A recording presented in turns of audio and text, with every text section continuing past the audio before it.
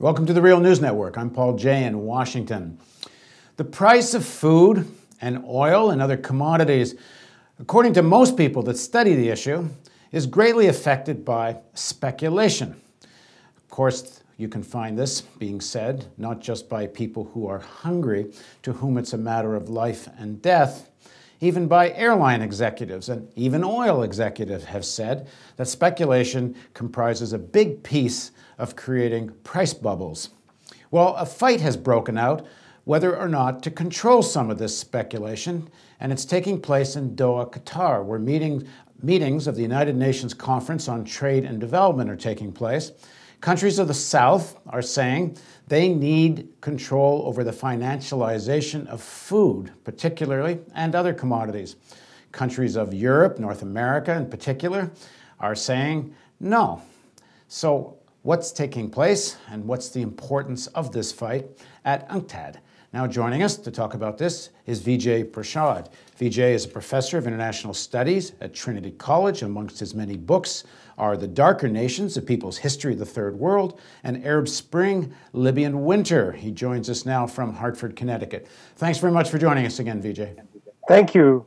So give us a sense of the actors and what's at stake. Well, this is the 13th conference of the UN Conference on Trade and Development.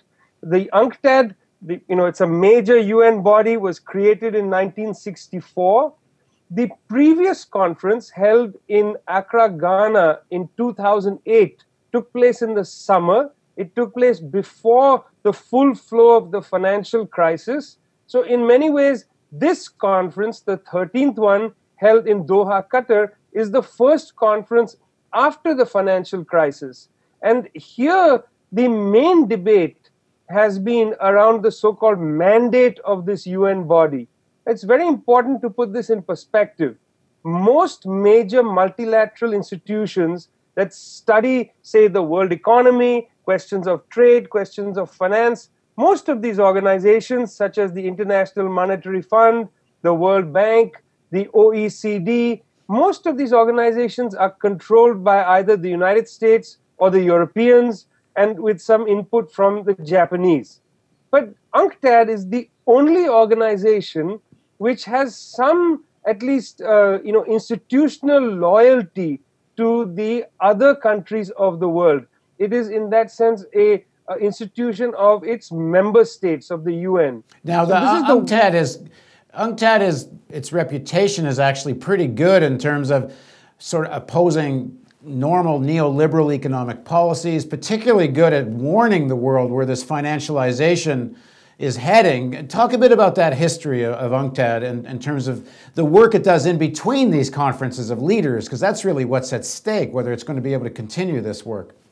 Precisely. I mean, they have the conference in a way to put forward a program of what they should do in the next 4 years. So, in its 30-year history, UNCTAD has produced a very important body of work that has warned right through from the 1990s to the present at least about the dangers of runaway finance. I mean, UNCTAD was the only multilateral body that warned us about all the major economic crises. The tequila crisis, 1994, it warned about the financial crisis in several reports. It warned about instability in financial markets, toxic finance, the role of the so-called shadow banking sector.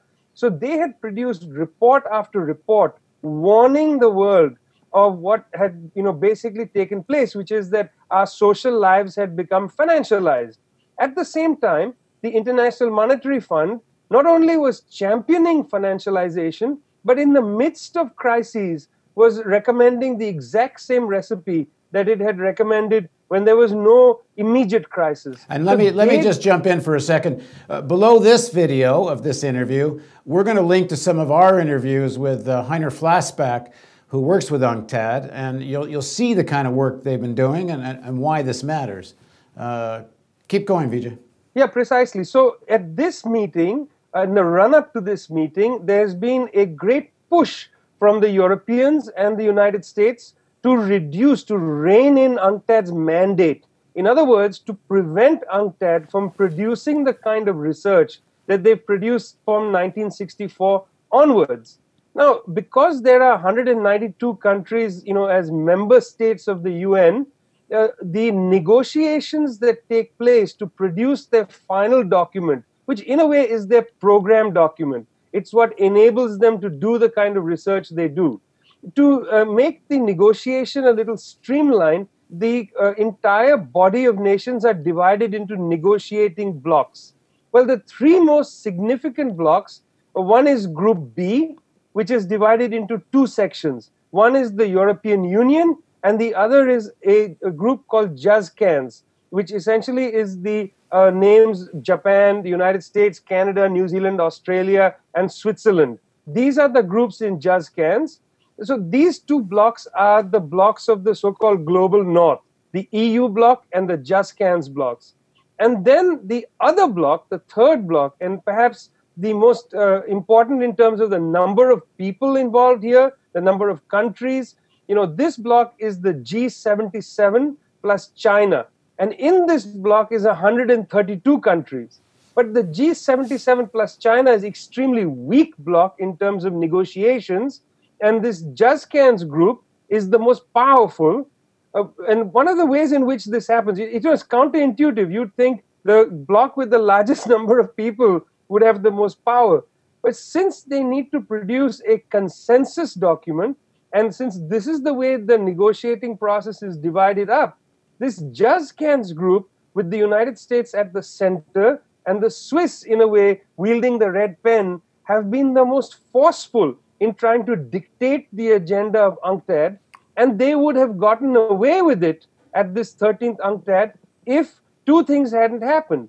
If the previous staff of UNCTAD hadn't produced a statement which said that this is ridiculous what the Global North is doing, and secondly, if the countries of the South hadn't finally decided to stand up and say, we will not allow you to railroad the only institution that represents some of the views that we hold. Right. Now it's interesting you say that the Swiss ambassador is heading this up, given that some of the biggest commodity traders and speculators in the world are all based in Switzerland.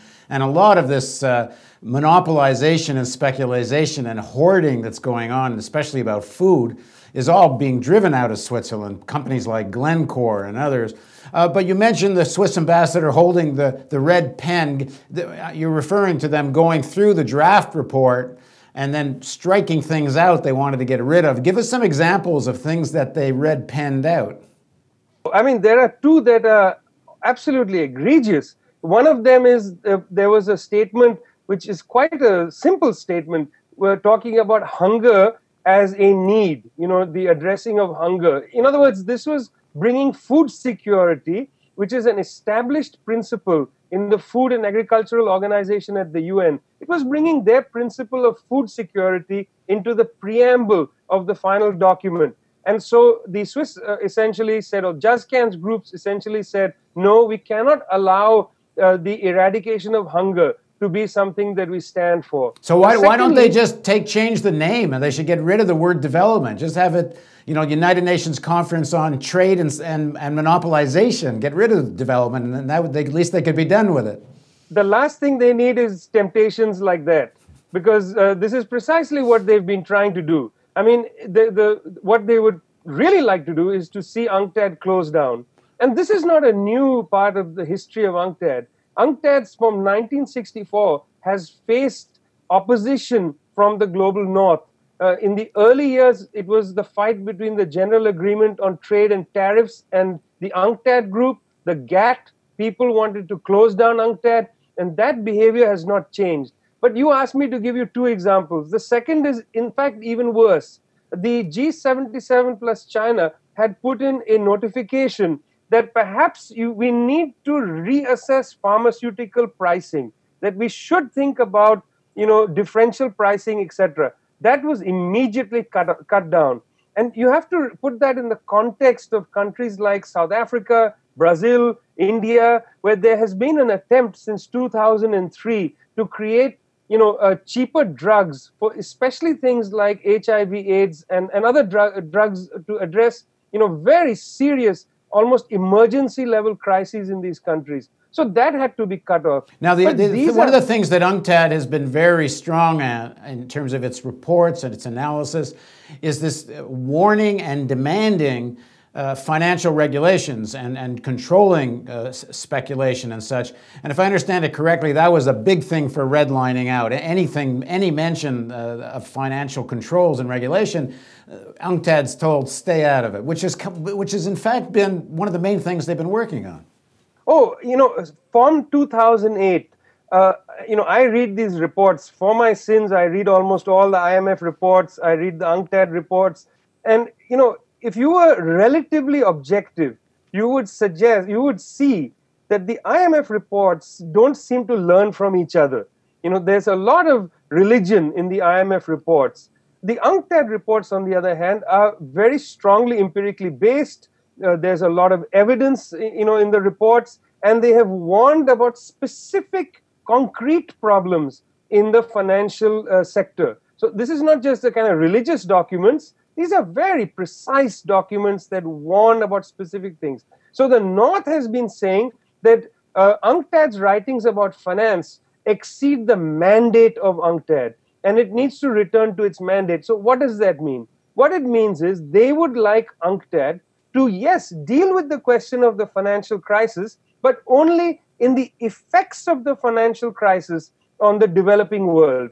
They don't want UNCTAD to look at the root cause of the financial crisis, which would mean they'd have to turn to an investigation of the banks, of the global North, of the kind of liquidity that is promoted in the North to its benefit, etc. So there's a very interesting fight here. They're not directly saying that UNCTAD shouldn't look at finance. What they are saying is you can only look at the effects of the crisis. You cannot look at the cause of the crisis. The question, of course, that one asks is, who's looking at the cause of the crisis? And the answer is nobody, because the IMF is certainly not looking at the cause of the crisis.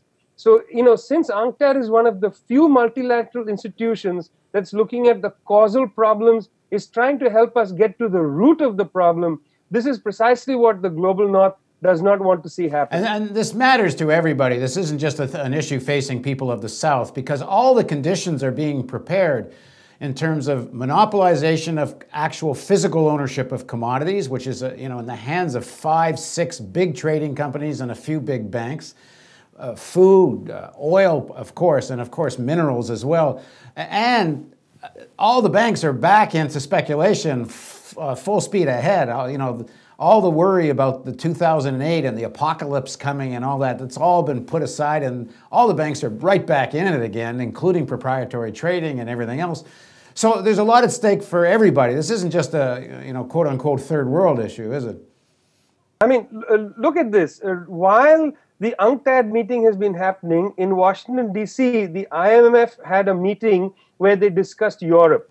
And the IMF has come to the conclusion that European financial sector needs to deleverage to the tune of $2.6 trillion. That means the banks are going to have to either raise equity, of some percentage close to $2.6 trillion, or they're going to have to sell their, the debts that they have up to about $2.6 trillion. This was put forward by the IMF, and they said that we need to make sure this deleveraging process takes place in an orderly way. I mean, what they are saying essentially is that since they are not going to come in and create a new structure for banks in Europe, a new way in which to hold back banks to do the very same thing, that they are saying essentially that other financial houses are going to come in and make a lot of money in the deleveraging process. This is exactly where sober-minded economists, political scientists, and others at UNCTAD need to be in the game, because they would suggest, if they were allowed to go and investigate this, they would look and see who is going to control this deleveraging process. What is going to happen in this deleveraging market? Is this going to be another casino? Who is going to underwrite it? Is it once again the private sector going to play around with the money and the public sector going to be its insurance? Well, we're pretty sure the answer to that's going to be yes, because no one's building any alternative.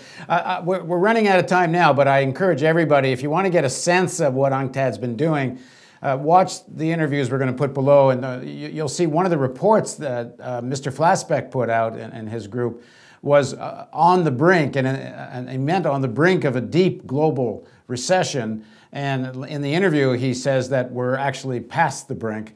You can see that they're not afraid to describe the world more or less as it is. Thanks very much for joining us, Vijay. Thank you so much. And thank you for joining us on the Real News Network.